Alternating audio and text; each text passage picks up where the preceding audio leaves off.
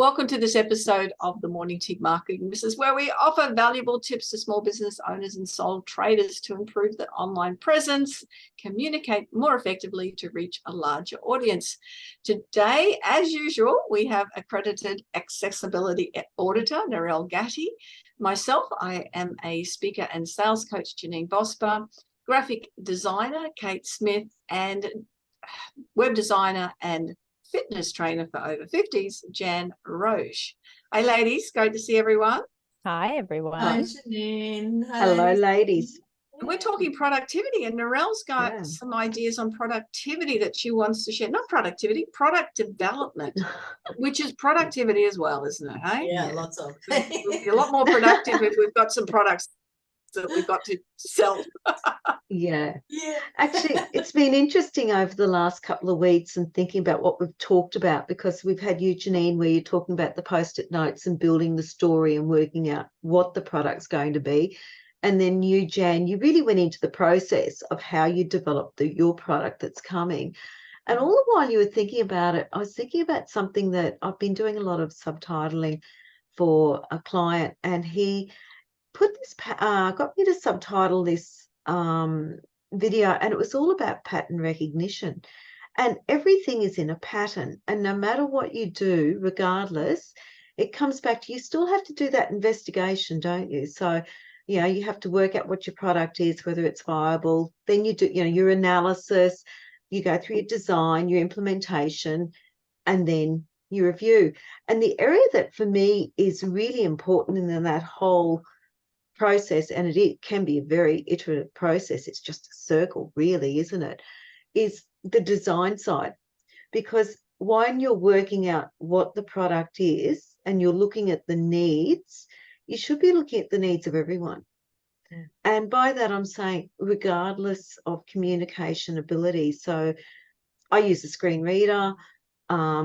Jan, you last week were talking about how you had to design the labels with glasses, which I thought, readability there. And Kate, you mentioned readability, which was great. And we were talking about different aspects of people with different communication issues that have to be considered for the needs of why the product's going to work. And then we started looking at the actual processes, which is what you were talking about, Jan. And for me, that's where it becomes really important, because in that first section where you're looking at your needs, you're doing your analysis at the design section. So you've got your needs of everyone. Then in the design section, that's where you need to start looking at the different techniques and strategies that you need to use to incorporate the different communication needs of everyone. So for someone like myself that uses a screen reader, I don't use a mouse. So everything's got to be used by keyboard. And that's really important, because, you know, if you're on a touch screen and the screen dies, but you've still got, you can, you know, plug a computer keyboard in, then you've got a method of still interacting with, say it's the website or whatever it is. Or if you're deaf and it's a video and the captions are there, well, great, you can still keep going, it can still use it. So at that design stage is where you really need to think about how you're incorporating all the different requirements or communication needs of everyone that may use it. And you know, if you bring it back down to just that small group, and I'd love to know a percentage, if anyone finds it, please let me know, of the number of people who have perfect sight, perfect hearing, perfect mobility, perfect cognitive abilities, perfect, they're not neurodiverse, they're not, I imagine it'd be such a tiny percentage. I was going to say me, but not the cognitive. Oh, you're perfect. Oh, okay. But, you know, if you're only... Age group though, Kate. Oh, yeah, age group. More age advantage. group's another one, yeah. Because if you think about it, everyone does things differently. Like Kate, I saw a percentage the other day, and you'd probably be across it more than I would, that people your age group tend to use mobile phones all the time, and they use less of the computers and those things. Whereas me, I quite like my computer. I get on there and I can do whatever I want. Mobile phone, I just think, I get sick of the noise of it. yeah, I use noise all the time. That sounds weird. But you know what I mean? Yeah, even though I have noise coming through my headphones all the time, that I like my computer. And other people, like Janine, I know that you write a lot of notes by hand. I take notes. Yeah. Yeah. Yeah. So there's different communication needs. That's a lot. It's proven that you tend to remember things a lot more if you write them down as opposed to type them. So when I'm running courses, I tell people to put their computers away unless they're designing something, that they put their computers away and they take notes instead. They'll remember it. It's a double cognitive thing to help people remember things. Well, so that's and that's it exactly. And that's what I'm saying. At that design stage, you really have to really double check that you are incorporating all the different people's needs. I mean, if someone's got a contrast issue, say color blindness or something, and Kate's the expert in this, the type of colors that are good to use, the type of colors that are not good to use. So that's when you need to really make sure you've got a really good graphic designer. Her name's Kate Smith, who I've created. I'll just put that quick plug in. But it really is important because, the people like Kate will make sure the fonts are readable, the font type size, the colors, even the layout of things. And that's where Jan with BizConnect comes in, because the layout of a web screen is so important, depending on which culture we're from. And that's all done in the design phase. And you implement, and you should be testing, obviously. You test and you implement. And in that testing phase, when you're testing the design, the other part I want to say is, you know what, you can test it till the cows come home, but you will only ever test the same way. And it is really a proven fact that you have to get someone else to test it. And the best thing, when I was in uni, way, long time ago, doing my first IT degree, and we all had, you had to do your little build an app that says, say hello, or whatever it is. And we would get this one girl in the class to test them all. Why? Because Mina could break anything. And it was just incredible. And she'd forget to do her own assignment because we'd be saying, here, Mina, test. Because it comes back to someone else testing it in a different way. That reminds me of my husband's workplace. He used to work for the government. They'd bring in new toys for them to play with, new electronic toys, and they'd give everything to him because he'd break it.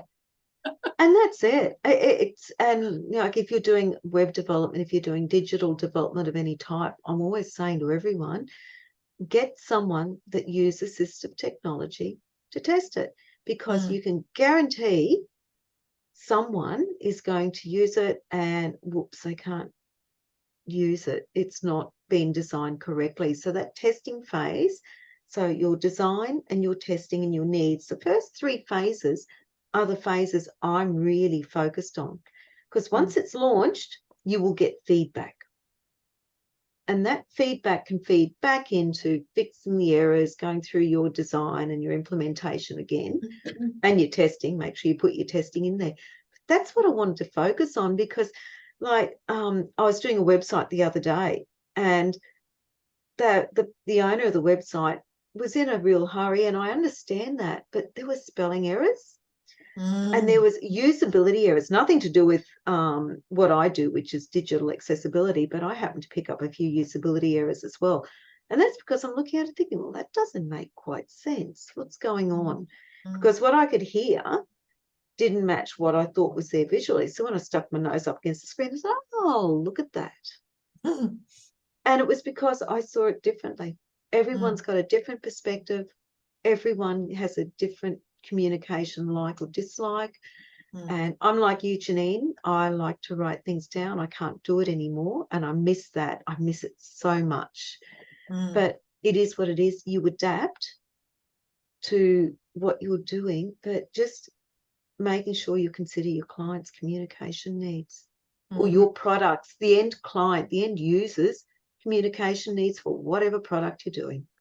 That's so and important. see Kate for graphic design and Jan for the web design.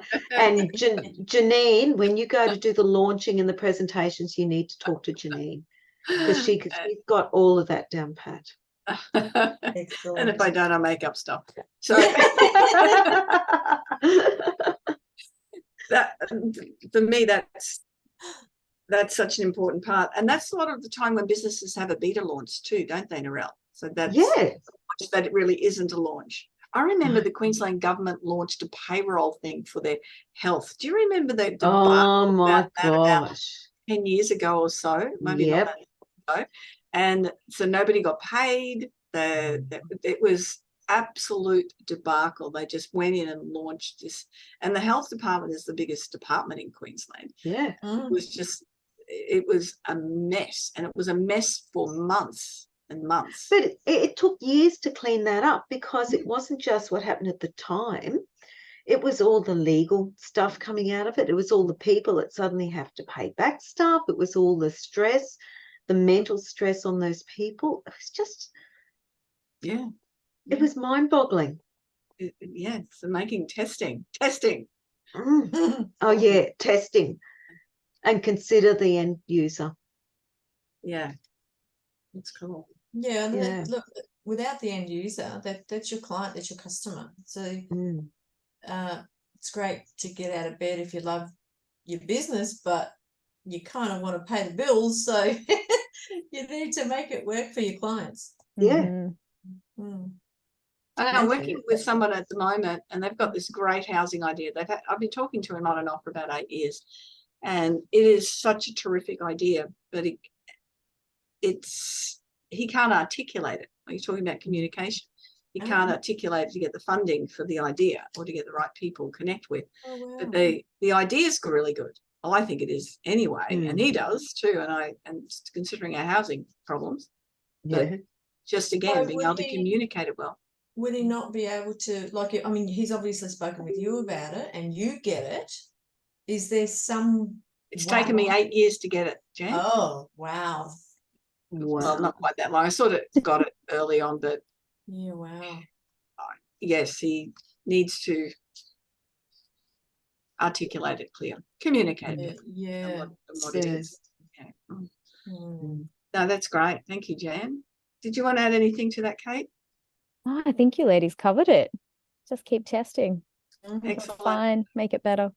Yeah. Yes, most definitely keep testing.